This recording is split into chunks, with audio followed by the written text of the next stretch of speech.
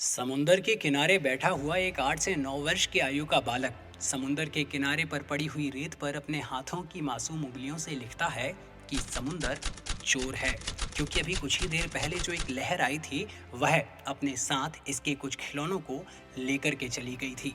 थोड़ी ही दूर पर अपनी लकड़ी को टेकते टेकते चल रहे एक बूढ़े आदमी को एक सीप मिलती है जो अभी समुंदर की लहर इसके पाँव के पास छोड़ कर गई है। वह उसे उठाता है और देखता है कि इसमें बहुमूल्य मोती हैं, रत्न हैं। वह लिखता है वहीं पर पड़ी हुई रेत पर कि समुंदर दानदाता है। थोड़ी ही दूरी पर जाते ही एक महिला चीख चीख कर रो रही थी, क्योंकि अभी कुछ ही देर पहले समुंदर की लहर में खेलते हुए उसका 3 साल का बालक इस समुंदर में कहीं गुम हो गया। वह समुंदर के किनारे पड़ी हुई रेत पर लिखती है कि समुंदर हत्यारा है।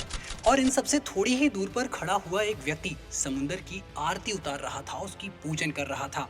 वह समुंदर के किनारे पर पड़ी हुई रेत पर लिखता है कि समुंदर मेरा भगवान है, मेरा अन्नदाता है, क्योंकि वह नमक का व्यापारी था और उसका सारा का सारा व्यापार समुंदर पर ही आश्रित था।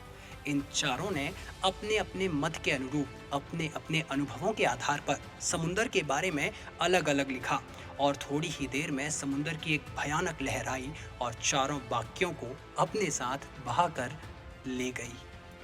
समुंदर को कोई फर्क नहीं पड़ता कि जमाना उसके बारे में क्या कहता है, क्या लिखता है।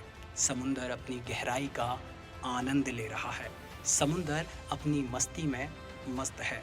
मेरे दोस्त, अगर तुम भी नैतिक हो, अगर तुम मन से किसी का बुरा नहीं चाहते हो, तो अपने कार्यों में इतने तल्लीन हो जाओ कि जमाने की बुराइयों का और जमाने के द्वारा की गई प्रशंसा का तुम पर कोई फर्क ना पड़े। जैसे कि होते हैं हमारे निर्ग्रंथ साधक, वे बुराई करने वालों को और प्रशंसा करने वालों को दोनों को समान आशीर्वाद ही दिया करते हैं। तो मेरे दोस्त, अगर तुम चाहते हो जीवन में उन्नति करना, तो पहले अपने मन को उन्नत बनाओ, क्योंकि मन की उन्नति से और मन की उन्नत सोच से ही जुड़ी हुई है तुम्हारी उन्नति। जुड़े रहिए अपना जैनिज्म से। सादर जय जिनेंद्र।